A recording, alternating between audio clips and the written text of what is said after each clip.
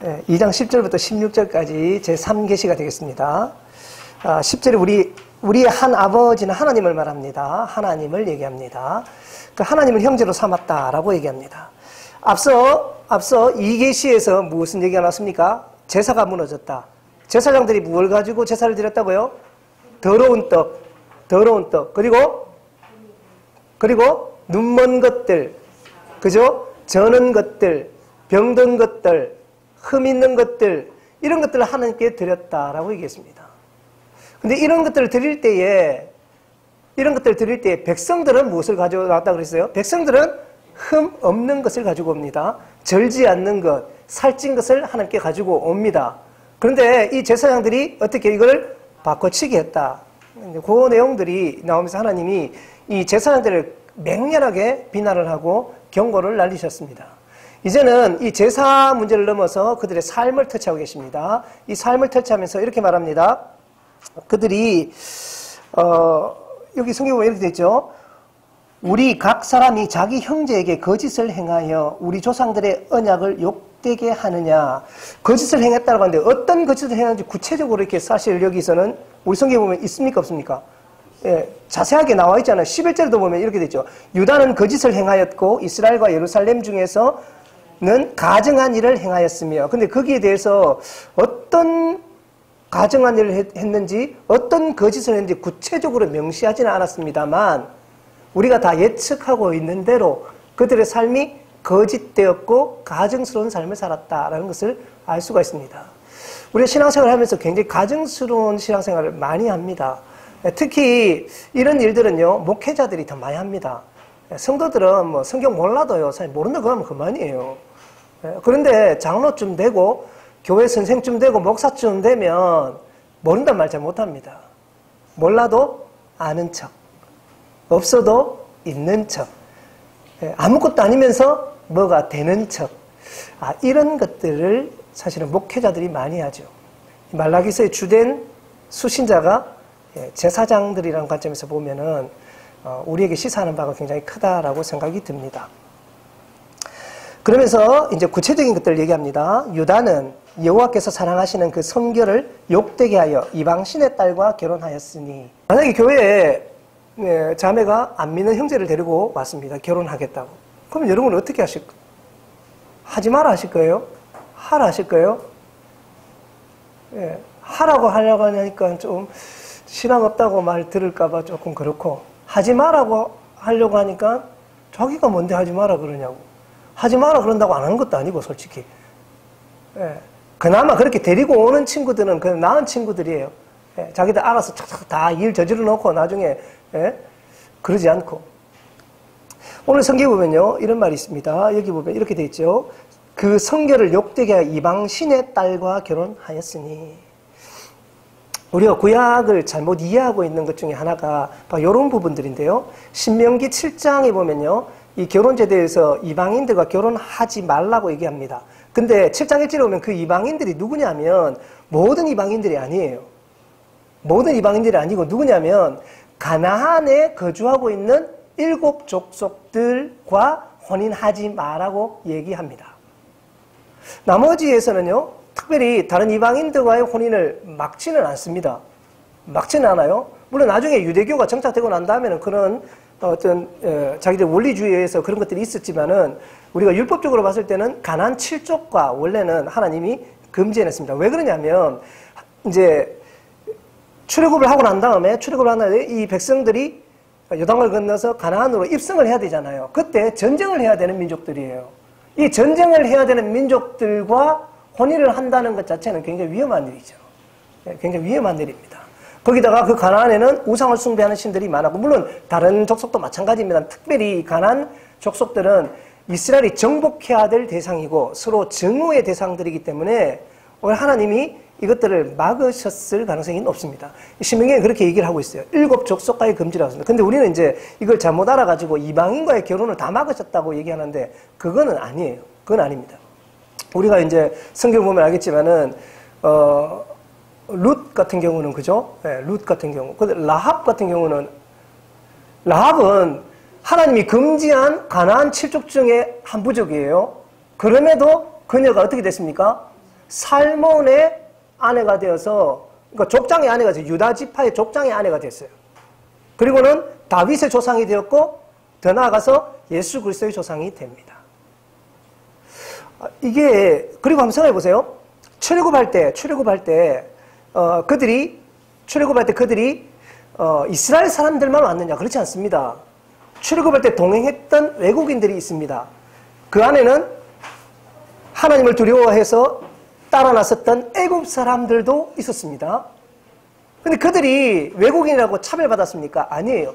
전부 다 이스라엘 지파 안으로 다 들여놓았습니다. 다 들여놓았습니다. 그렇게 보면 이스라엘은요, 혈연적인 관계로 이루어진 나라가 아니에요. 공동체가 아니에요.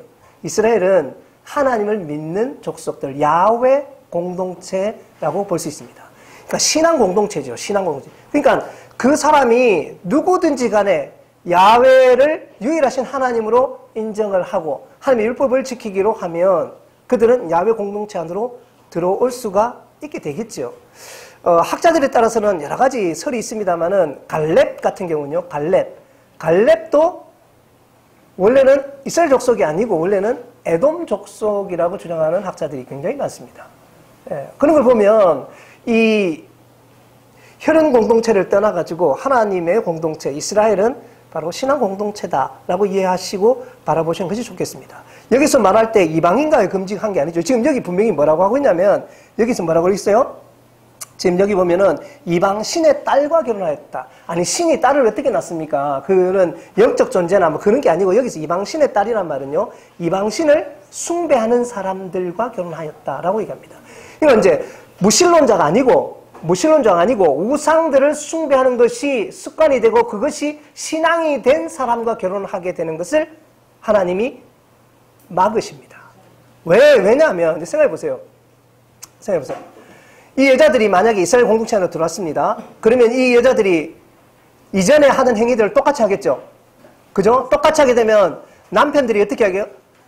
따라 할 수도 있고 뭐 안 따라 할 수도 있지만은, 근데 문제는 뭐냐면 자녀들의 경우는 엄마를 따라합니다. 엄마가 교육을 시키니까 이 자녀들 같은 경우는 전부 다 어떻게 되겠어요? 우상을 숭배하는 자들이 되게 될 것입니다.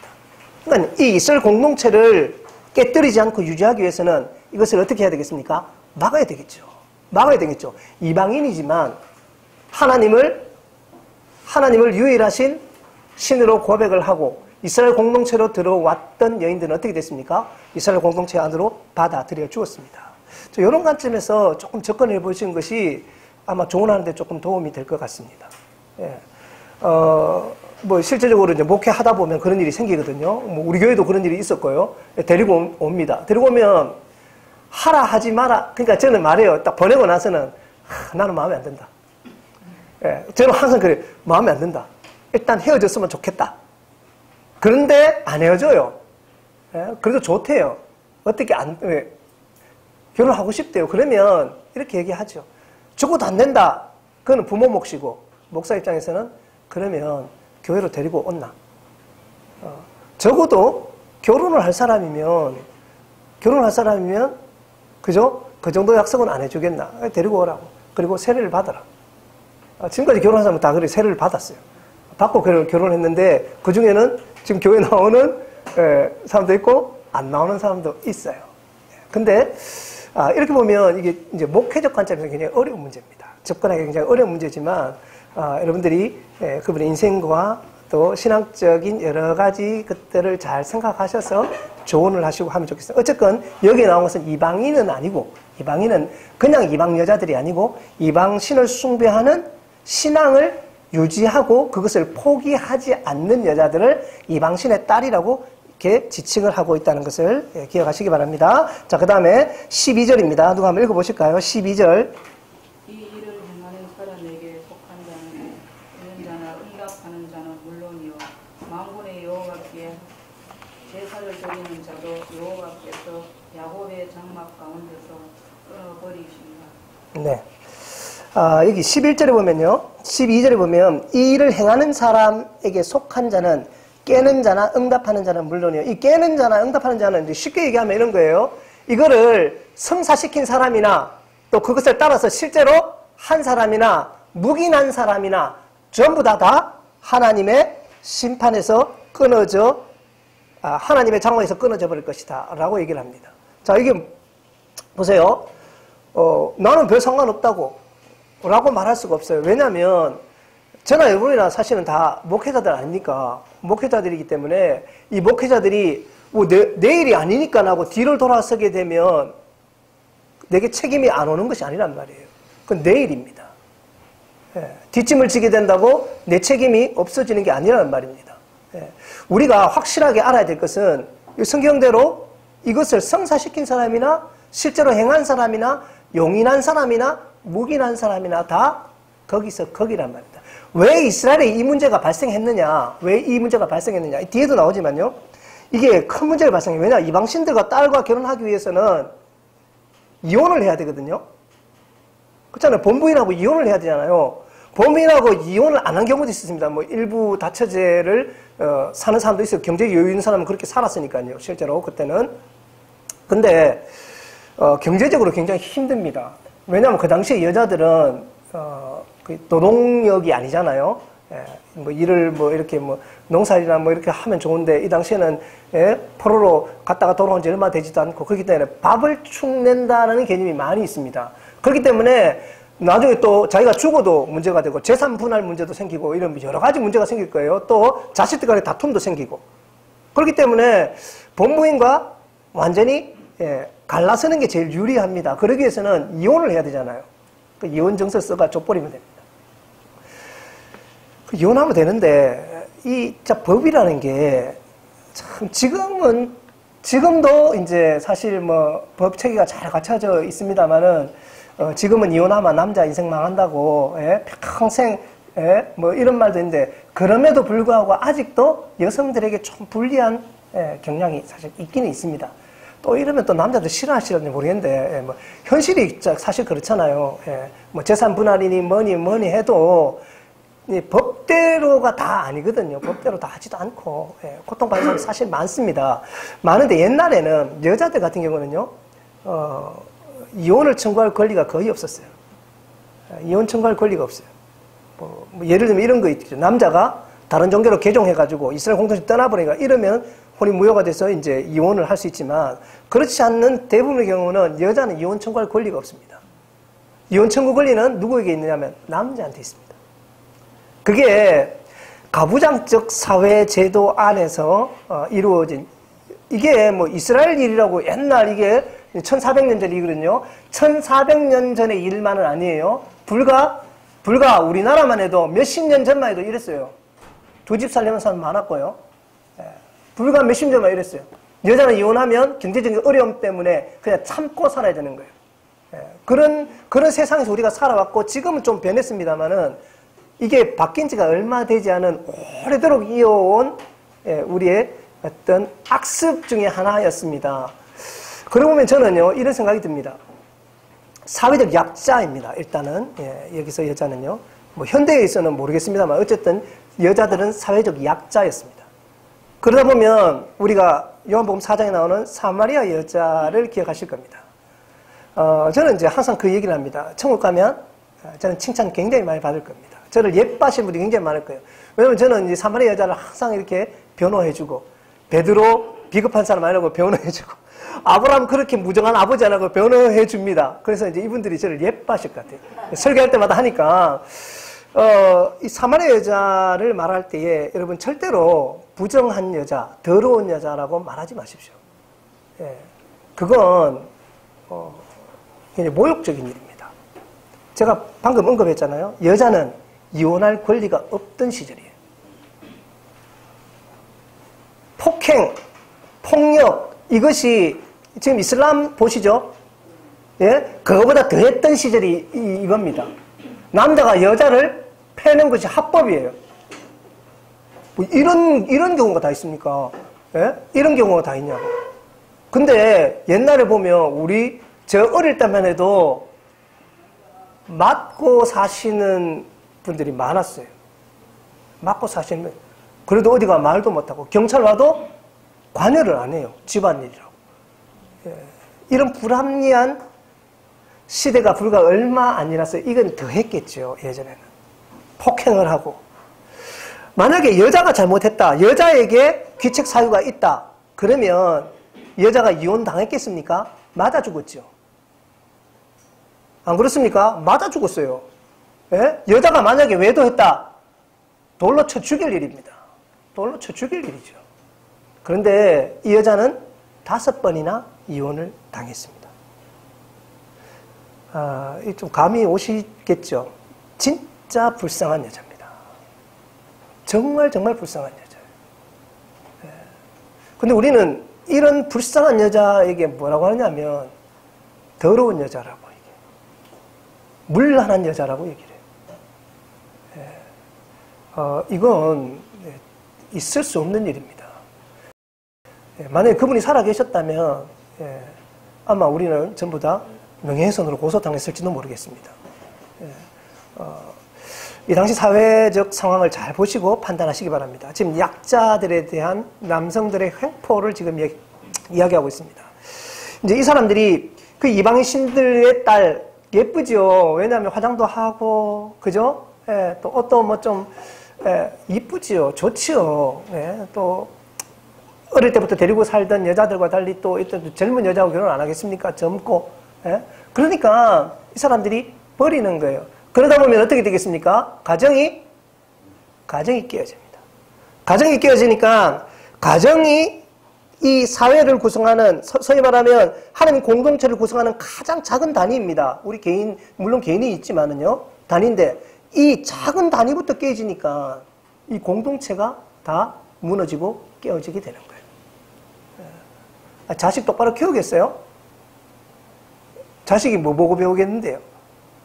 그거 보고 자란 아이들은 똑같이 합니다. 왜? 그게 당연한 줄 알고. 아버지도 그랬으니까. 지금 오늘 얘기하는 건요, 바로 이 문제에 대해서 이 삶을 터치하는 거예요. 왜 이런 일이 벌어졌느냐? 이게 백성들한테 하는 얘기예요. 그런데 좀 더 짚고 넘어가면요, 이게 백성들한테 하는 얘기냐? 꼭 그렇지 않습니다. 제가 보는 관점에서는요, 이거는 백성들에게 하는 얘기지만 주된 타겟은 또 누굽니까? 제사장들이었습니다. 왜 제사장들이 한번 봅시다. 13절 읽어보겠습니다. 13절 한번 읽어보세요. 13절. 너희가 이런 일도 행하나니 고 눈물과 울음과 탄식으로 여호와의 제단을 가리게 하는도다. 그러므로 여호와께서 다시는 너희의 공헌물을 돌아보지도 아니하시며 그것을 너희 손에서 기꺼이 받지도 아니하시거늘. 이 참 13절 내용이 뭐냐면 이래 돼 있죠. 눈물과 울음과 탄식으로 여호와의 제단을 가리게 하는도다. 이래 놓고 나와서 뭡니까? 하나님의 제단 앞에서 울어요. 주여, 제가 잘못했습니다. 눈물을 흘려요. 그래놓고 집에 가서 부인을 두들겨 패고 어떻게 하면 쫓아낼까? 어떻게 하면 내 욕망을 채울까?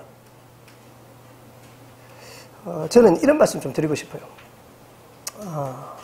눈물에 속지 마세요. 특히 제가 많이 들었어요. 여자 울면 넘어가지 마라. 여자 울면 넘어가지 마라. 근데 이게 됩니까? 울면 좀 그래요. 근데 제가 그런 얘기 하는 게 아니고, 여러분이나 저나 자기 눈물에 속지 마십시오. 내 감정에 속지 마십시오. 그리스도는 우리 그러거든요. 내가 울고 어떤 감정에 이렇게 쫙 올라갔을 때에 은혜 받았다라고 얘기를 합니다. 굉장히 위험한 거예요. 굉장히 위험한 겁니다. 예. 이런 눈물은 사실 내 마음까지 속입니다. 그리고는 하나님을 속이려고 합니다. 사람들 앞에 속입니다. 어떤 사람들 보십시오. 기도할 때마다 질질 짜요. 기도할 때마다 짜요. 죄인이라고 하면서 어이구 하느니 어이구. 근데요, 그의 삶을 들여다보면 정말 어떻게 절에 살아놓고 기도를 저렇게 할 수 있냐. 도대체 저 사람은 하나님이 있다고 믿는 걸까? 라고 생각할 만큼의 가증스러운 짓을 합니다. 남 얘기 아니고 저와 여러분 얘기예요, 지금. 뭐 남 얘기처럼 듣습니까? 예? 이게 제 얘기고 여러분 얘기입니다. 예? 뭐 그래 잘나가지고 예? 하나님과 억수로 가까운 척합니다. 실제로는 하나님이 없는 것처럼 살아가면서 하나님이 진짜 계시고 지금 나와 함께 계시고 하나님이 내 손을 잡고 계시다고 믿는 사람의 삶은 사실은 이렇진 않겠죠. 저나 여러분처럼. 죄송합니다. 여러분 삶은 몰라요. 예, 제가 그렇게 사니까 이거는 아니거든요. 그런데 우리는 눈물로 그걸 감춥니다. 내 감정으로 그걸 감추고 사람들 앞에 나아갑니다. 하나님마저 속이려고 합니다. 근데 하나님 뭐라고 하십니까? 하나님 뭐라 하십니까? 나는 그런 봉헌물을 돌아보지도 않는다. 그것을 너희 손에서 기꺼이 받지도 않는다 라고 말씀하십니다. 사실 우리 보세요. 이 예배라는 것이 우리의 감정을 조작하는 경우가 굉장히 많습니다. 기도할 때 신디의 음악 쫙 하면 괜히 막 고조돼가지고요. 알잖아요. 막 갑니다. 말씀 묵상할 때는 생전 안 하던 입신이 그럴 때는요 잘도 넘어갑니다. 우리 감정을 자극을 합니다. 감정을 때립니다. 그러니까 우리는 그 감정에 속아서 그것이 은혜라고 착각을 하고 살았어요. 물어보세요. 하나님 언제 믿었냐고 하면 거의 대부분이 말해요. 그때에 내가 울면서 은혜 받았던 그 뭐 어떤 수련회나 이런 걸 얘기해요. 그게 그럴 수도 있습니다만은 그게 위험하다는 거예요. 위험하다는 거예요. 그래서 때때로 내 감정을 조금 절제하면서 하나님을 만나는 것, 이것이 더 필요할 때도 있습니다. 왜냐하면 그것이 하나님과 나 사이를 가리는 가림막이 될 수 있기 때문입니다. 또 여기서 말하는 이 말은요 뭐냐면 이 눈물, 울음, 탄식은요 그런 의미도 되지만 또 어떤 학자들은 이렇게 얘기합니다. 뒤에 나오는 버림받은 여자들의 눈물이다. 그 여자들의 눈물과 울음과 탄식이 여호와의 제단을 덮어버린 거예요. 그러니까 내가 하나님께 제물을 갖다가 바쳐봐야 이미 그 제단은 뭐로 덮여 있습니까? 그 여인들의 눈물과 고통과 피로 얼룩져 있는 거예요. 하나님이 그 제물을 받지 않는 거예요. 받지 않는 거예요. 목회를 하면서 저도 좀 조심을 해야 되는데 본의 아니게 성도님들한테 상처를 줄 때가 있어요. 안 줘도 되는 상처, 권위 때문에 또는 뭔가의 다른 목적 때문에 상처를 줄 때가 있습니다. 이런 것들을 조심을 하셔야 됩니다. 내 기분이 업이 됐을 때 더 조심하십시오. 또 내 기분이 너무 다운됐을 때 그때 조심하십시오. 그때는 별의 별말 다 튀어나옵니다. 기분이 좋아도 교만해져가지고 또 기분이 나빠도 상태가 안 좋아서 별의 별말이 다 튀어나오거든요. 뒤에 보면요 이 14절에도 이렇게 되어 있죠. 너희는 이러기를 어찌 됨이니까 그게 뭔 말입니까 하는도다. 모른 척하죠. 이는 너와 네가 어려서 맞이한 아내 사이에 여호와께서 정인되시기 때문이라. 우리도 그렇잖아요. 예? 우리가 결혼 서약할 때 누구 앞에서 합니까? 사람들 앞에 쓰지만 그죠? 서약은 하나님 앞에서 하잖아요. 그죠? 하나님 앞에서 하잖아요. 근데 지켜요? 그 봉아, 가잖아요. 신랑, 내 몸같이 사랑하고, 또 신부 누구는, 평생토록 존경하며, 존경 같은 소리 하고 있네. 뭔 존경이요, 뭔 존경. 이게, 그래요, 사실은. 지금 그 얘기를 하는 건 아니지만, 우리도 이 언약을 깨는 데 굉장히 능숙한 사람들이다. 그 얘기를 하고 싶습니다. 자, 이 부분 이렇게 되신다. 정인되시기 때문이라. 그는 네 짝이요 너와 서약한 아내로 돼 네가 그에게 거짓을 행하였도다. 그에게는 영이 충만하였으나 오직 하나를 만들지 아니하였느냐. 어찌하여 하나만 만드셨느냐. 이는 경건한 자손을 얻고자 하심이라. 그러니까 이제 설명하고 있죠. 예, 이방 신의 딸들과 결혼하지 않아야 되는 이유를 얘기하고 있습니다. 그러므로 네 심령을 삼가 지켜 어려서 맞이한 아내에게 거짓을 행하지 말지니라. 뭐 구구절절히 옳은 말씀입니다. 이거는 제가 뭐 해설할 필요가 없는 말씀입니다. 16절에요. 이스라엘의 하나님 여호와가 이르노니 나는 이혼하는 것과 옷으로 학대를 가리는 자를 미워하노라. 만군의 여호와의 말이니라. 그러므로 너희 심령을 삼가 지켜 거짓을 행하지 말지니라. 아멘. 여기 또 보는 거, 여기서 나는 이혼하는 것을 미워한다. 이 말은요, 이혼하는 것 자체를 미워한다는 말이 아니에요. 예, 그런 뜻이 아닙니다. 예, 이제 율법에도 이혼할 수 있는 원인들이 있어요. 예, 있고, 예수님도 말씀하실 때, 가늠하지 마는데 뭐라고요? 가늠한 연유 외에는 뭐 이렇게 하면은 이제 몇 가지 이혼의 사유들이 율법적으로 존재를 합니다. 그렇게 정당한 이유 없이, 앞에 얘기했죠. 앞에 이방신들의 딸과 결혼하기 위해서, 내 눈에 찬 젊은 애들과 결혼하기 위해서, 또는 나의 경제적인 이득을 취하기 위해서 쫓아버리고 끊어버리는 일은 하나님이 미워하시는 일이다 라고 말씀을 하십니다. 옷으로 학대를 가린다. 이 말은요, 예, 어감이 딱 이렇게 오시잖아요. 학대를 하고 뭡니까? 감추는 거예요. 그러면서 굉장히 좋은 사람인 것처럼. 우리 남자들이 그런 걸 많이 합니다. 남자들이 굉장히 그런 걸 많이 하는데, 밖에 나가면 저런 사람 없어요. 화통하고, 예, 또 사람 성격 좋고, 순하고. 그런데 집에서는 달라요. 집에서는 달라요. 우리 애들도 좀 그런데, 우리 애들도 보면, 우리 교회에 있으면 우리 애들도 보면, 참 어른 같다. 참 벌써 야, 나이가 아직 저거밖에 안 됐는데, 완전 어른이다, 어른. 아휴, 데리고 살아보십시오. 집에서는 안 그래요. 그러니까 이게 이제 감추어지는 면이 굉장히 많습니다. 여러분도 그렇죠? 예, 여러분도 그렇습니다. 저도 마찬가지고. 예, 솔직히 말하고 여러분 제 마음속에 들어가서 계신다면, 교회 아무도 안 다닐 거예요. 예. 또 너무 나쁘게 생각하지 마시고. 예, 실제로 그렇지 않습니까? 예, 별의별 생각을 다 하는 사람들이 우리들입니다. 하나님께서 미워하시는 것들 이야기합니다. 이혼하는 것과 아까 왜 이혼하는지 설명했습니다. 그 다음에요, 옷으로 학대를 가리는 자, 아닌 척하는 자, 숨기는 자. 근데 이게 손바닥으로 하늘을 가리는 겁니다. 사람은 잠시 속일 수 있습니다만 하나님은 속일 수 없죠. 근데 이 사람들은 하나님을 속일 수 있다고 믿었습니다. 왜 그러냐면 이 고대 근동의 어떤 신관이 그랬어요. 신관이. 이 사람들은요, 우상을 집에 다 하나씩 갖다 놔요. 예, 그렇죠. 예, 뭐, 창세기부터 보면은, 이 전부 다 집에, 이게 드라빔 같은 거 갖다 놓죠. 우상을 하나씩 갖다 놓습니다. 이 갖다 놓는 이유가, 자기들이 깎아서 만들어 갖다 놔요.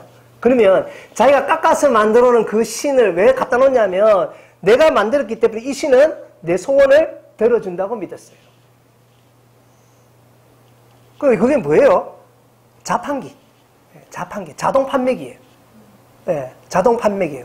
우리도 그런 걸 좀 많이 좀 합니다. 예, 제가 요즘 히브리서 강의를 하는데 히브리서에도 조금 그런 게 있어요. 뭐냐면 하나님이 무슨 자동 판매기인 줄 알아요. 믿으면 동전을 넣으면 물건이 착착착착착착 나오는 줄 알아요. 예. 바라는 것들의 실상이라고 하니까 바라면 다 되는 줄 알아요. 기도하면 다 주어지는 줄 알아요. 예, 아니죠.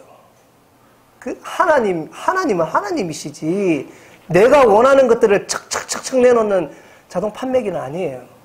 요술 램프도 아니에요. 아닙니다. 아닌데, 우리는 하나님을 그렇게 취급하면서 말은 뭐라고 부릅니까? 하나님이라고 불렀어요. 하나님이라고 불러요. 욕망 속에 사로잡힌 사람들. 그 우리들의 모습입니다. 예. 소망이라는 이름으로 포장을 하고, 믿음이라는 이름으로 포장을 했지만, 그것은 욕심이죠. 욕심. 그 욕심을 이루려고 우리는 또 열심히 오늘도 기도하고 앉았습니다. 무너졌습니다. 제사장들이 타락했습니다. 하나님 말씀도 사라졌습니다. 자, 뭐만 남았습니까? 자기들의 복만 기원하는 기복적인 형태만 남았습니다. 그것만 남았어요.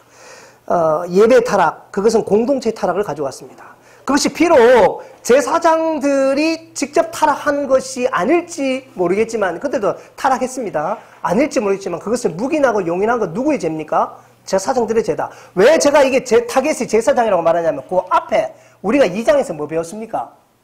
생명과 평화의 언약을 배웠습니다. 그죠? 생명과 평강의 언약을 배웠는데, 그 생명과 평강의 언약은 누구와 체결한 겁니까? 하나님이 비느하스와 체결하였습니다. 그때의 미디안 여자들, 똑같은 상황이죠. 미디안 여자들과 그들이 혼음을 하고 했습니다. 그러자 이스라엘이 우상을 숭배하고 타락을 하게 됐죠. 그러자 이 비느하스가 창을 들고 가서 어떻게 했습니까? 이 두 남녀를 찔러 죽였죠. 그러자 이 전염병이 멈추게 되고 하나님이 이 비느하스의 용기를 높이 사셨습니다. 왜냐하면 죄를 씻었기 때문에, 멈추었기 때문에. 그 창에 찔려 죽는 거 보면서 그 짓 할 사람은 없을 거예요. 아마도 없을 거예요. 그래서 하나님이 체결했거든요.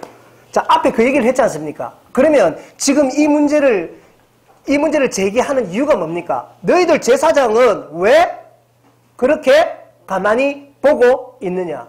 내가 너희들과 체결한 게 도대체 뭐냐? 비느하스의 언약이 아니냐? 비느하스가 누구예요? 이 사람들이 제사장들이 누구예요? 비느하스의 후손들 아닙니까? 네 후손과 더불어 대대로 제사장을 세워주겠다는 것이 그게 평화의 언약 아닙니까? 그죠? 비느하스와 하나님이 맺은 언약이에요. 그럼 이 사람들은 누구의 후손들이 됩니까? 비느하스의 후손들이거든요. 근데 이 사람들은 어떻게 해요? 비느하스와 하나님과 맺은 언약을 버려버렸죠.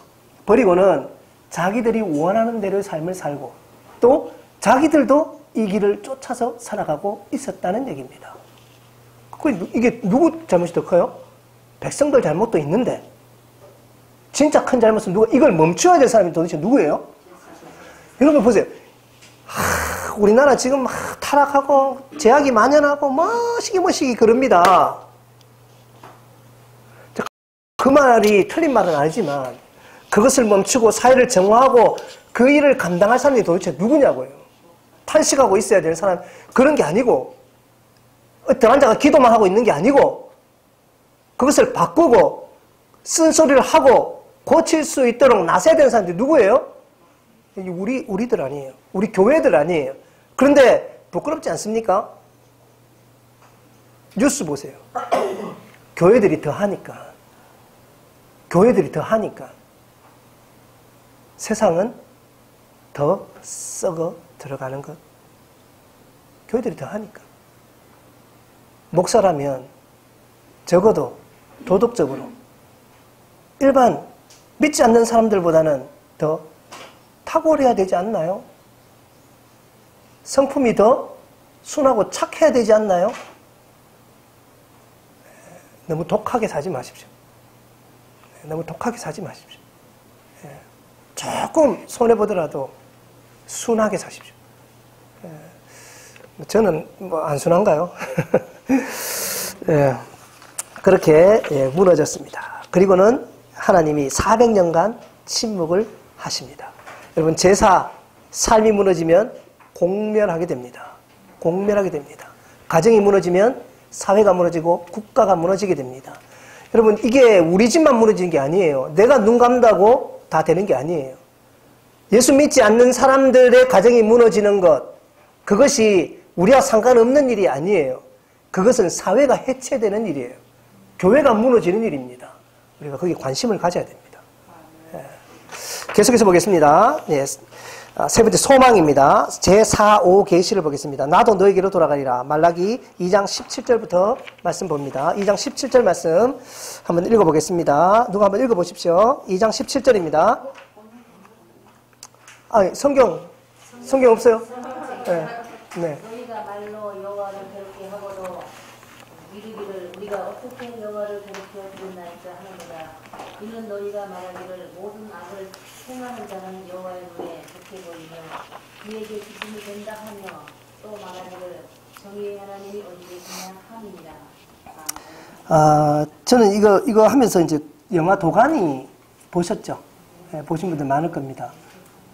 그게 좀 생각이 나요.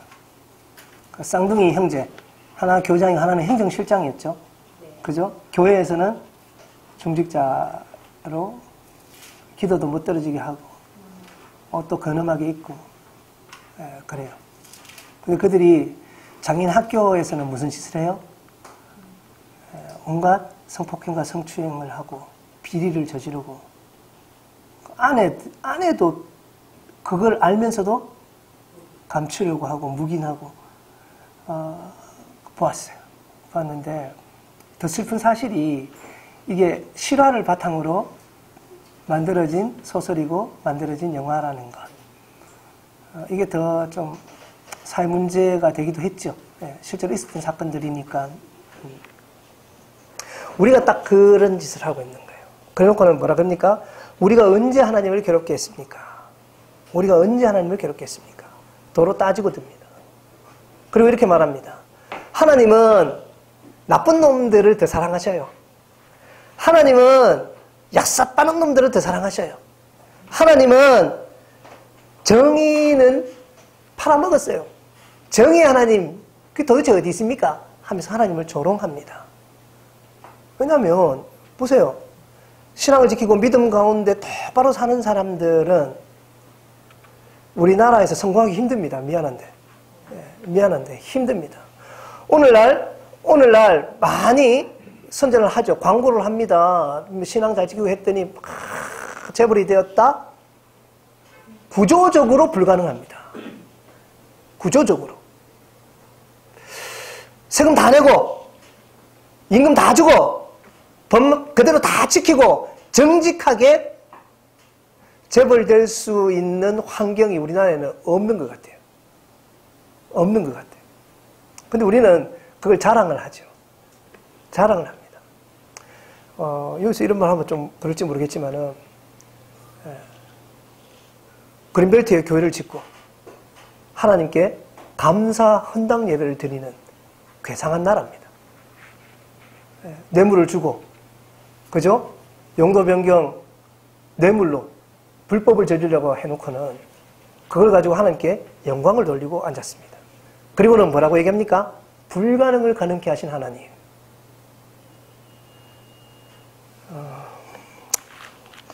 네. 우리 또 뭣도 모르고 그것도 간증하고, 그죠? 이런 일도 있다고 막 그러고 다녔었으니까. 하나님 들으시기엔 굉장히 불쾌한 얘기입니다. 그렇지 않습니까? 하나님은 억장이 무너질 얘기들입니다. 억장이 무너질 얘기들입니다. 자, 계속 보겠습니다. 계속 말씀. 말라기. 자, 그 다음 절 한번 읽어보세요. 3장 1절 읽어보겠습니다. 만군의 여호와가 이르노라. 보라, 내가 내 사자를 보내리니 그가 내 앞에서 길을 예비할 것이요 또 너희의 구하는 바 주가 홀되니 그 전에 임하리니 곧 너희의 사모하는 바 언약의 사다가 임할 것이요. 네, 이걸 뭐 그대로 보시면 됩니다. 그들이 하나님을 조롱했죠. 그럼에도 하나님은 놀랍게도 1장 2절에 뭐라 그랬습니까? 나는 너희를 사랑하였노라. 그러니까 사랑하였다 과거로 끝난 게 현재 진행형이라고 했습니다. 지금도 사랑하고 있다는 그 하나님의 그 말씀을 지키고 계시는데 뭐냐면 누구를 예배하고 계셔요? 그리스도를 예배하고 계십니다. 지금 보면 3장 1절. 이 대림절 기간에 많이 하는 이 구절이죠. 설교 많이 하는 구절인데 만군의 여호와가 말씀하십니다. 내 사자를 보내네. 여기서 내 사자는 누구냐면 세례 요한입니다. 세례 요한. 뒤에 보면 너희 사모하는 바 언약의 사자가 임하실 것이라. 언약의 사자는 예수 그리스도입니다. 예수 그리스도. 알겠죠? 예. 먼저 세례 요한이 오고 그 길을 예비하면 바로 예수 그리스도가 오신다는 이 예언의 말씀이 바로 3장 1절에 나오고 있습니다. 그가 오셔서 뭘 하느냐? 2절에 보면 이렇게 말합니다. 그는 금을 연단하는 자의 불과 표백하는 자의 잿물과 같을 것이라. 자, 그가 은을 연단하여 깨끗게 하는 자 같이 앉아서 레위 자손을 깨끗하게 하되 은과 같이 그들을 그러니까 보세요. 지금 이게 누구한테 하는 얘기입니까? 백성들한테 하는 얘기인데 주된 타겟, 주된 관점, 주된 수신자가 누구입니까? 제사장들이에요. 제사장들. 그러니까 하나님의 관심이 지금 1차적으로 누구에게 가 있어요? 제사장들한테 가 있단 말이에요. 그들을 깨끗하게 하실 것인데 뭘로? 불로, 표백제로. 그러니까 요 성경을 우리 쉬운 성경 제가 찾아보니까 비누로 깨끗하게 하듯이 뭐 깨끗하게 하신다 이렇게 비누로 이렇게 표현하더라고요. 이제 그 의미를 그냥 뜻은 오시잖아요, 그죠? 깨끗하게 하실 것이다. 불로 연단시킬 것이다. 근데 여러분, 이 연단시키고 지우는 것, 이것은요, 채우는 게 아니고 감추는 게 아닙니다. 덧붙이는 게 아니고 뭡니까? 없애버리는 거예요. 없애버리는 거예요. 예수 그리스도의 피가 우리를 덮지만 그 덮어문에서 우리 죄는 어떻게 됐습니까? 하나님이 없다 하시거든요. 없다 하시거든요. 칭의, 없다 하시고 우리를 의롭다 하시거든요. 근데 우리는요, 이 비움, 지움, 이걸 싫어해요. 내 것을 비우거나 지우는 걸 싫어합니다. 그러니까 연단의 불 자체를 싫어합니다, 우리는. 연단의 불 자체를 싫어해요. 한번 생각해 보세요. 교회 한번 얘기해 봅시다. 교회.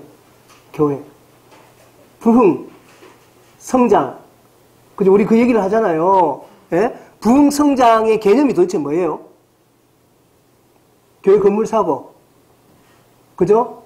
교회 층이 올라가고, 밑에 좀 카페 좀 들어서고, 교육관 짓고, 사람들 좀 많이 앉아가지고, 사람들 불어나고, 아니, 우리 개념 자체가 그런 거예요. 아예 머릿속에 딱 박혀 있습니다.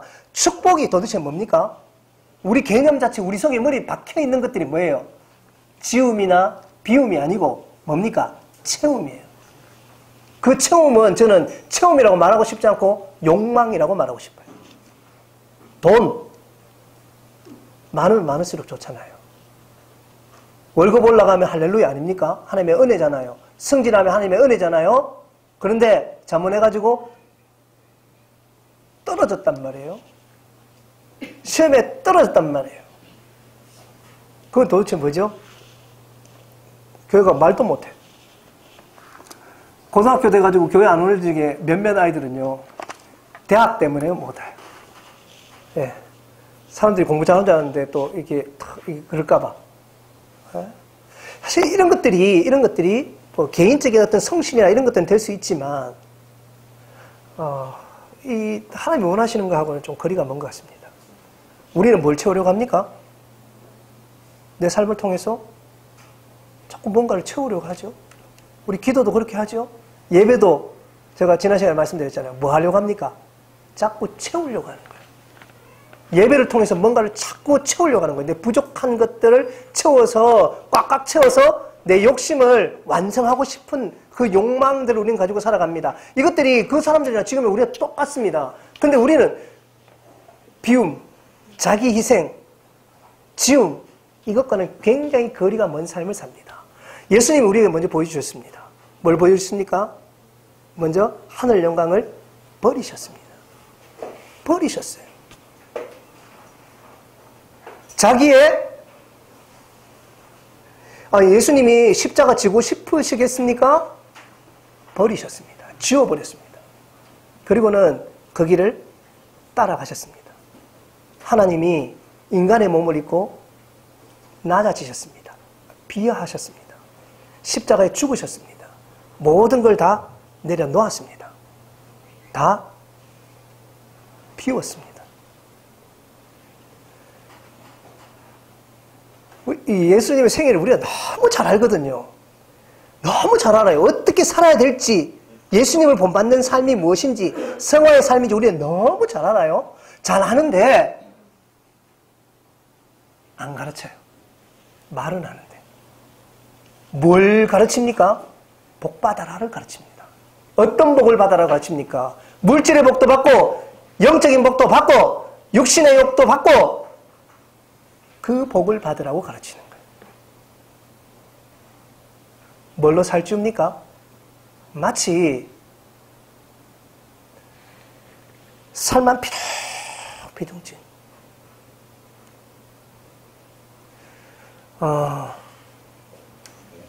지금 한번 생각해 보았으면 좋겠습니다.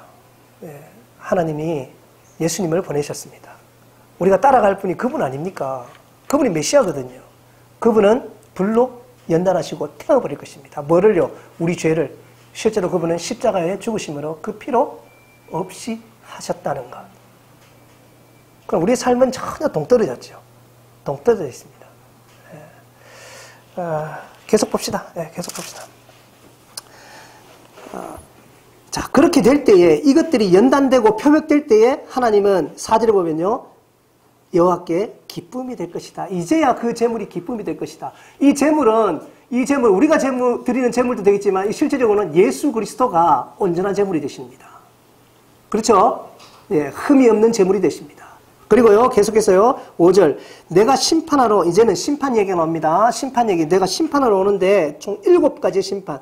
누구? 점치는 자. 점치는 자는요, 그 히브리어에 보면요, 그 원어에 보면, 이렇게 이제 그 뜻 자체가 반복적인 주문을 외우는 사람들. 주수를 외우는 사람들. 예, 이런, 예. 감이 오시죠? 예, 그래서 마술을 부린다든지, 뭐 이런 사람들을 얘기합니다.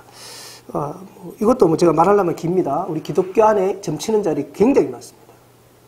예, 뭐 우리 여기 있는 분들은요, 예언받으러 돌아다니지 마십시오. 예, 예언받으러 돌아다니지 마십시오. 그들이 점치는 자입니다. 그게 점치는 거죠. 예, 예언이 왜 필요합니까? 하나님 말씀에 다 얘기해놨는데. 우리의 구원에, 우리의 삶에, 우리의 성화에 부족한 게 뭐 있습니까? 부족하다고 느끼는 그 자체가 다른 복음입니다. 그 예언받아가 뭐 하려고요? 예, 필요 없는 것들이에요. 예. 그 다음에 두 번째는요, 간음하는 자. 이거는 설명 필요 없습니다. 세 번째는요, 거짓 맹세하는 자. 거짓 맹세하는 자는요, 이건 뭐냐면, 하나님의 이름을 빙자해서 자기의 사익을 추구하는 자들. 뜨끔하신가? 이런 사람 진짜 많습니다. 진짜 많습니다. 심지어는요, 설교할 때 하나님 이름을 빙자해가지고 깝니다. 자기가 싫은 사람. 저 버리장머리 고쳐야 된다고. 예? 그러니까 이제 우리가 교역자들 아닙니까? 목사님들 계시고, 예, 다 교역자들인데, 특히 설교 준비하실 때 절대로 하면 안 되는 게 있어요. 예, 이런 것들.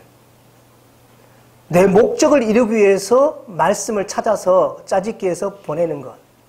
그것은 굉장히, 여기로 말하면 거짓 맹세하는 것. 하나님을 빙자하는 것입니다. 내 목적이에요. 내 목적. 예. 그냥 말씀 그대로만 전하면 돼요. 예. 말씀 그대로만 전하면 됩니다. 그렇게 상처 주고 아픔 주고, 예? 타겟 만들어가지고 그 사람을 공격해가 뭐 얻으려고. 예. 그렇게 하지 마십시오. 그냥 순수하게 말씀만 전가십시오. 예. 그렇게 될 때 하나님이 알아서 역사하십니다. 알아서 하나님이. 예. 그걸 믿으셔야 되지요. 예. 내가 이루려 하지 말고. 그렇게 상처받은 사람이 많습니다. 예. 품꾼의 사기에 대하여 억울하게 하며, 뭐 이런 사람들 많죠. 예. 품꾼의 삭슬 떼먹는 사람들, 고아와 가부를 압제하는 사람들, 아까 제가 말씀드렸잖아요. 예. 도가니 이런 것들, 뭐 지금은 그렇죠. 그 노인 영암병원 같은 데서 노인들 학대하고 이런 것 그렇잖아요. 힘없는 분들, 어떻게 항의할 수 없는 분들을 이용해 먹는 이런 사람들. 그 다음에 나그네를 억울하게 하는 사람들. 이 나그네는 외국인을 얘기합니다. 지금 우리 현실하고 거의 비슷한 것 같아요. 예, 이런 사람들. 그 다음에 이제 마지막으로 나를 경외하지 않는 자들을 하나님이 어떻게 하신다고요? 심판하신다라고 얘기합니다. 자, 그 다음에요. 7절부터 갑니다. 7절부터 다시 한번 하나님이 말씀을 하십니다. 7절 한번 읽어보겠습니다. 7절 누가 한번 읽어보죠. 시작. 만군의 여호와가 이르노라. 너희 열조의 날로부터 너희가 나의 규례를 떠나 지키지 아니하였도다. 그런즉 내게로 돌아오라. 그리하면 나도 너희에게로 돌아가리라 하였더니 너희가 이르기를 우리가 어떻게 하여야 돌아가리까 하도다. 하나님 말씀하십니다. 이제 쭉 설명해서 심판까지 설명하셨죠. 그래서 하나님 말씀하십니다. 이제 내가 이만큼 얘기한 건 뭐요? 왜 얘기했냐고 하나님이.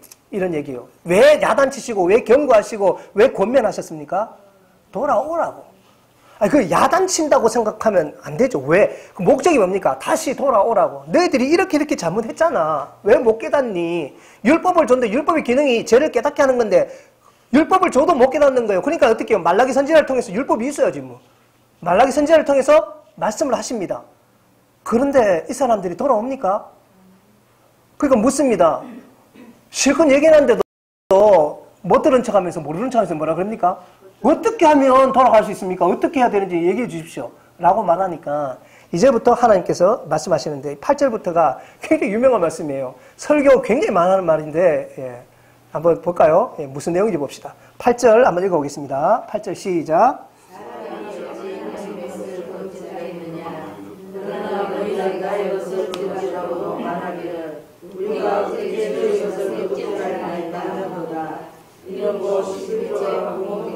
11조 안 하면 도둑놈입니까?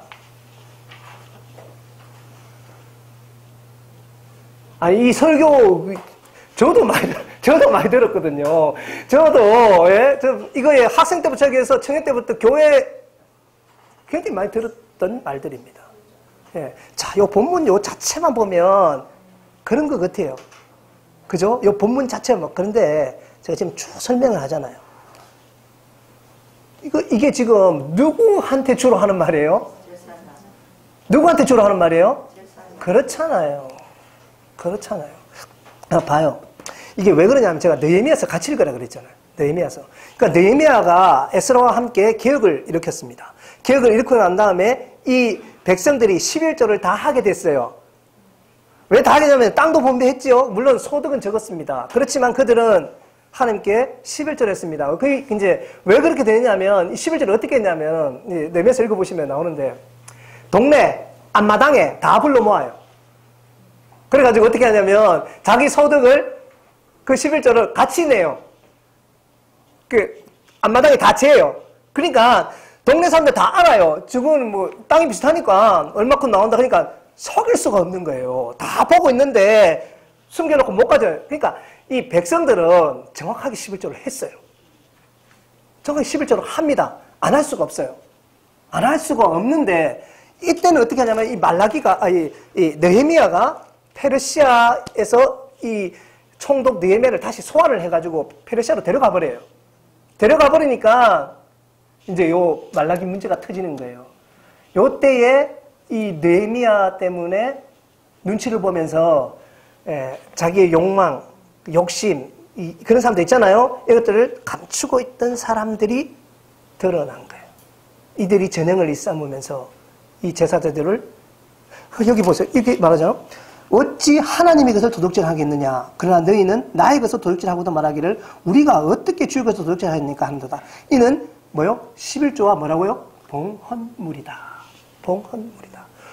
이거 보면 느헤미야서 읽어보면요. 그 내용이 나와요. 이 느헤미야가 페르시아로 소환되어 가거든요. 나중에 돌아옵니다만은 소환되어 갔을 때 무슨 짓을 하면 이 제사장들이 뭔 짓을 하냐면은 도비야라고 그 성경에 나오죠. 이방인을 하나님의 성전에 방을 하나 만들어 가지고 살게 하는 거예요. 그리고는 하나님의 백성들이 있는 그 11조, 그죠? 봉헌물을 어떻게 해요? 지 곳간에 꽃감 빼먹듯이 하나씩 빼먹기 시작을 하는 거예요. 그걸 빼먹으니까 어떻게 됩니까? 레위인들 그거 가지고 뭐 하는 거예요? 여러분 11조 신명기에 보면요. 11조는 세 가지가 있습니다. 11조. 제1 11조가 있습니다. 제2가 있습니다. 제3 11조가 있습니다. 뭔 11조가 이래 많냐고. 근데 성경은 그렇게 기록이 되어 있죠. 제1 11조는요. 우리가 흔히 아는 소득의 11조를 하나님께 드리는 거예요. 10분의 1을 드립니다. 10분의 1. 그러니까 100분의 1 하면 100분의 10을 드리겠죠. 그죠? 10분의 1이니까 맞죠? 맞죠? 제2 11조는 뭐냐면 우리가 절기를 지내잖아요. 절기를 지낼 때는 막대한 예산이 들어갑니다. 막대한 예산이 들어가요. 그리고 그 성경은 절기 때 나오는 음식들을 어떻게 해요? 가족들과 함께 나누어 먹죠. 그죠? 그 절기에 쓸 것들을 마련하는 것이 제2 11조입니다. 그 제2 11조를 내야 되는데, 이거 뭐, 100을 드리고, 100에서 10을 드렸으니까 몇만 남아요? 90이 남죠? 90에 10분의 1을 드립니다. 알겠죠? 그러니까, 그죠? 90에 10분의 1을 드리는 거예요. 그러니까, 9개를 드리는 거예요. 9개. 9개를. 그러면 총 드리는 게 몇 개예요? 19개를 드리는 거예요. 100개 중에서. 그러니까 백성들은 매년 100분의 19를 낸 거예요. 그러니까 지금 보면 약 10의 2조를 한 거예요. 매년. 제31조는 뭐냐면, 요거는 고아와 나그네, 과부와 고아와 나그네를 위한 구제의 11조입니다. 구제. 요것도 90분의 군대, 예와 2, 3은요, 동시에 드리는 게 아니에요. 자, 보세요. 제가 한번 적어 볼게요. 1, 2, 3, 4, 5, 6, 7. 7년마다 안식년이 돌아오니까. 안식년은 11조 안 해요. 안식년 11조 안 합니다. 안 하고, 자, 제1 11조는 다 해요. 6년 동안. 제1, 1 11조는 다 합니다. 됐죠? 2 11조는 1, 2, 4, 5만 합니다. 제31조는 매 3년마다 합니다. 매 3년마다. 제31조는 3, 6만 합니다. 그러니까 보세요. 항상 100분의 19 하죠? 그죠? 겹치는 건 없으니까, 그죠? 2, 3은 겹치는 게 없습니다. 예, 이렇게 하나님께 드리게, 율법이 그렇게 정해놨어요. 예, 율법이 그렇게 정해놨습니다. 근데 저는 이렇게 묻고 싶어요. 오늘날 이 11조 규정을 이렇게 가르치는 데는 없죠. 없습니다. 없습니다. 왜냐하면 이게 굉장히 무겁습니다. 이게. 무거워요. 무겁다 보니까, 이게 어렵죠. 말 꺼내기 굉장히 어려운 문제입니다. 그런데 강조하는 건 뭡니까? 계속 11조를 강조합니다. 11조는 강조합니다. 왜냐하면 10분의 1은 드릴 수 있으니까. 10분의 1은 드릴 수 있으니까. 그러면서 이 내용을 가지고 얘기합니다. 뭐라고 하냐면은 이렇게 얘기합니다. 하나님 것을 도둑질하는 거다. 이 도둑놈아. 졸지에 도둑놈 만들어 버렸습니다. 근데 보세요. 이 내용이 뭐냐면 도비아하고 얘네들이 이 11조는 안 낼 수 없죠. 강제로 거의 강제니까 마을에 다 모여가지고 다 내니까 이때까지 다 잘 냈어요. 잘 냈는데 이걸 누가 빼먹었어요? 그렇잖아요. 이게 지금 도둑놈들이 누굽니까? 제사장놈들이 도둑놈 아니에요. 그죠? 그리고는 성전 곳간이 비니까 이걸 가지고 먹고 사는 사람들, 자, 제1, 11조 가지고 뭐 한다고요? 레위인들과 제사장들의 몫입니다. 우리 지금으로 말하면 그들의 월급을 주는 거예요. 말하면, 지금으로 말하자면. 그런데 이걸 꽃간에, 이걸 다 빼먹으니까, 11조로 냈는데 다 빼먹으니까 있습니까? 없습니까? 없지요. 그러니까 어떻게 돼요? 이 사람들이. 월급을 못 받잖아요. 지금으로 말하면. 월급을 못 받으니까 제사장 하겠어요? 레위인 하겠어요? 다 흩어져 버린 거예요. 왜냐하면 살 길을 살아야 되니까. 먹고 살아야 되니까. 그러니까 제사장과 레위인이 많이 없는 거예요. 제사가 이루어질 수가 없는 거예요. 예. 이게 그 배경이 되는 말씀이에요. 그러면 이제 제가 묻습니다. 이 말씀은 누구한테 하는 말씀이에요? 이 말이 백성들한테 하는 말도 됩니다. 왜냐하면 자꾸 이 짓 하니까 백성들도 안 내요. 백성들도 안 내요. 그죠? 그 백성들한테 하는 말도 맞기는 맞아요. 그런데 진짜로 이 말을 들어야 될 사람이 누구냐고. 제사장들이라고. 근데 더 우습게 말해볼까요? 도둑놈이 도둑질 한다고 도로나무라고 앉았네. 어떤 사람들이. 성도들 삶이 그렇게 다 넉넉하지 않습니다. 팍팍하죠. 힘들게 살아왔습니다. 헌신한 분들 지금까지 얼마나, 특히 우리 앞 세대들은요 정말 헌신 많이 하셨어요. 교회 건축하는데 예? 자신의 젊음을 다 쏟은 분들도 많아요. 그런 분들 많거든요. 고마운 분들이죠. 예, 고마운 분들이에요. 예, 정말 대단하신 분들이에요. 불쌍하죠, 어떻게 보면. 예? 그걸 해놓고 도둑놈 소리 듣고 그래도 교회 다니겠네. 얼마나 고맙습니까? 얼마나 고맙습니까? 도둑놈 만들려고 또 내나? 그거는 아니죠. 아니죠. 주로 도둑질은 누가 합니까? 재정비리 누가 저지릅니까? 교회도 누가 쏙쏙 빼먹고, 예? 누가 자기 멋대로 씁니까? 중직자들, 목사들. 아닌가요? 맞잖아요. 지금 그렇잖아요. 지금 뉴스 나오는 게 다 그렇잖아요. 예? 그래 놓고는 설교를 뭐라 그럽니까? 진짜 큰 도둑놈이 도둑놈인지 몰라, 진짜로. 예? 우리 정치하고 똑같죠? 누구한테 지금 하는지, 누구한테. 하나님 자기한테 하고 있는데.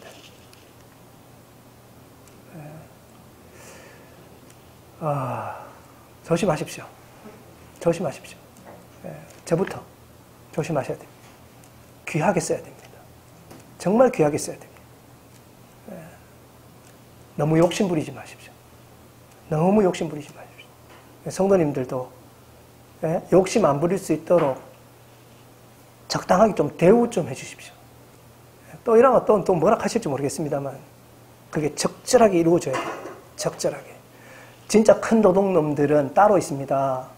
예? 저와 여러분이 어쩌면 진짜 큰 도둑놈인지도 몰라요. 그러니까 이 말씀 전할 때 다시 한번 생각하고 회개하십시오. 그래도 자신 있거든. 강단에서 도둑놈아 한번 외쳐보십시오. 하나님이 뭐라 하실지. 에라이 도둑놈아. 가슴 아픈 일입니다. 이 말씀이 그 말씀인지도 모르고 전하고 있는 사람들이나 앉아서 아멘 하고 듣고 있는 사람들이나 가슴 아픈 일이에요. 일반 백성들에게 하는 얘기도 되지만 이 얘기를 진짜 들어야 될 사람들은 제사장들이에요. 교회가 성도님들이 바꾸자 해서 바뀌기도 하겠지요. 그런데 이 목사님들이 개혁되고 목사님들이 하나님에 똑바로 서서 가면요, 교회는 완전히 바뀌게 될 거예요. 여러분들이 바뀌면 바뀝니다. 바뀌죠. 9절 읽어보겠습니다. 9절 시작.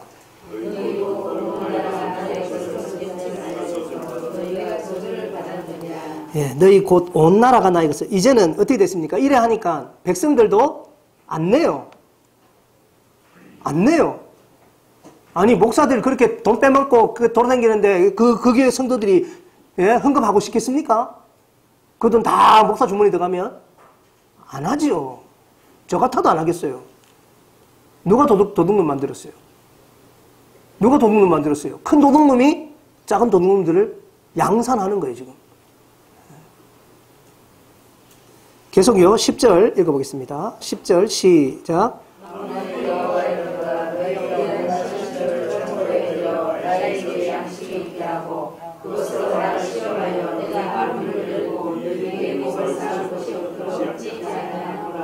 아멘. 이것도, 제가 좀, 또 너무 세게 말하면 또, 참. 근데 전하긴 전해야 되겠습니다. 말씀 그대로 한번 전해봅시다. 너희 온전한 11절을 창고에 드려. 어디에 드려? 창고에 누가 드려요? 이거 보세요. 그다 가지고 창고에 드리는 게 도대체 누구예요? 지금 누구한테 하는 얘기예요? 이게 딱 나오지 않습니까? 주로 제사장들, 우리한테 하는 일반 백성들도 맞지만 주로 제사장들 들으라고 하시는 말씀이에요. 주로. 같이 하시는 말씀이지만 그러면서 이렇게 말합니다. 뭐요? 양식 있게 하고 나의 집에 양식 있게 하고 백성들이 했어요. 그건 백성들이 일단 하는 겁니다. 그죠? 그 전까지는 했기 때문에 느헤미야 시대에는. 그 다음에 이렇게 말합니다. 나의 집의 양식 그것으로 나를 시험하여 내가 하늘 문을 열고 너에게 복을 쌓을 것이 없도록 붙지 않으나 보라. 그러니까 11절을 해라. 그럼 하나님이 풍성하게 몇 배나 채워주신다. 30배, 60배, 100배 그 얘기도 아닌데 그 어디다가 30배, 60배, 100배는요 거의 그 맞는 키예요. 다 갖다 붙여요. 이거 하고 또 있잖아요. 한 길로 왔다가 이거 하고 이건 맞는 키처럼 우리가 얘기를 하는데 지금 이 얘기가 무슨 얘기냐 하니까 해보세요. 하나님 시험하면 돼요, 안 돼요? 신명기 뭐라 그랬어요? 죽는다 그랬어요. 이 번역의 문제입니다. 번역에 영어 성경에 prove로 돼 있어. prove. 증명해라. 바꿨으면 좋겠어요, 진짜로. 저는. 너희가 하나님을 사랑하는지를 어떻게 해요? 증명해라라고 얘기합니다. 증명해라. 이거하고 시험하라는 완전히 다르죠? 시험하라는 뭡니까? 마치 뭐냐면 이게 그렇잖아요. 내가 200원 딸랑 넣으면요 500원이 나와요. 하루 종일 그거 하고 있네. 200원 넣고 500원 나오고 하루 종일. 저는 과감하게 그런 말씀 드리지 않습니까? 도둑놈 심부라고. 도둑놈 심부라고. 그냥 드리세요. 뭘 바랍니까? 내가 50만 원 드리면 내게 100만 원 안 주셔도 50만 원 도로 안 주셔도 그냥 드리시라고요. 그거 아까우면 신앙생활 하지 말라고요.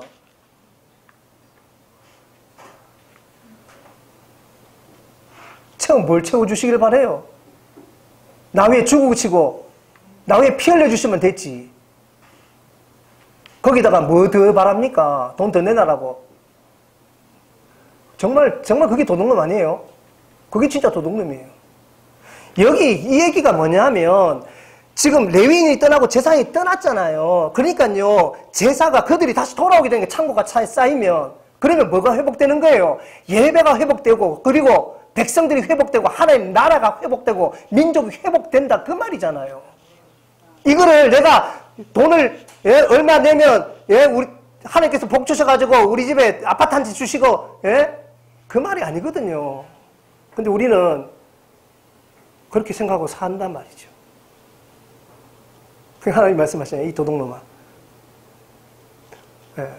가끔씩 제가 이런 말 하잖아요.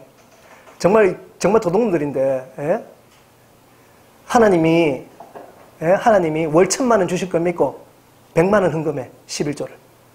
지금 월급 200만 원인데 200만 원인데 하나님 주실 걸로 믿고 1,000만 원 주실 걸로 믿고 100만 원 11조를 딱 해요. 저는 말하는 이 도둑놈아. 네가 도둑놈이지. 100만 원 줘놓고 1,000만 원 내달라는 게 도둑놈이지. 네가 뭐 했다고? 1,000만 원 벌 만큼 일했냐고? 그런 건 도둑질이죠. 그걸 신앙이라고 하고 앉았네? 그걸 간증이라고 하고 앉았네? 그러면서 아멘하고 박수치고 있네? 나도 해봐야지. 요짱납니다. 요짱납니다. 말라기가 얘기하고 있는 게 뭡니까? 말라기가 얘기하는 돌아오라고 제발 좀. 진짜 배기로 돌아오라고. 말씀으로 좀 돌아오고 순수함으로 좀 돌아오라고. 그만큼 줬으면 되지. 뭘 또 달라고 합니까? 뭘?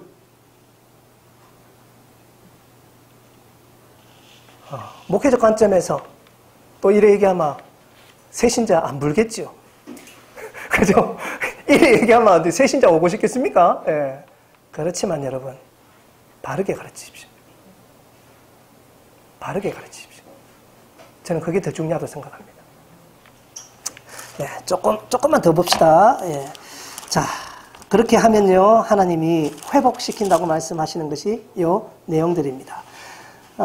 그 뒤에 것은 잠깐 넘어가고요. 시간이 다 돼갑니다. 4장 한번 보겠습니다. 4장 1절부터 한번 읽어보겠습니다. 누가 한번 읽어보세요. 1절, 2절, 3절 읽어보겠습니다. 시작. 만물의 여호와여 보라 용맹한 분들이 열리니 거만한 자와 악을 하는 자는 다 숟가락에 갇힐 것이라. 너희는 나의 죄를 살라 그 뿌리와 같이 남지 아니하시게. 무섭죠? 하나님이 지푸라기는 불 붙으면요 순식간에 순식간에. 근데 이래 말해도 두려움을 못 느껴요. 자기가 큰 도둑놈인지도 몰라. 진짜 불쌍한 일이죠. 그래도 저는 제가 도둑놈인 걸 깨달았습니다. 2절 읽겠습니다. 2절 시작.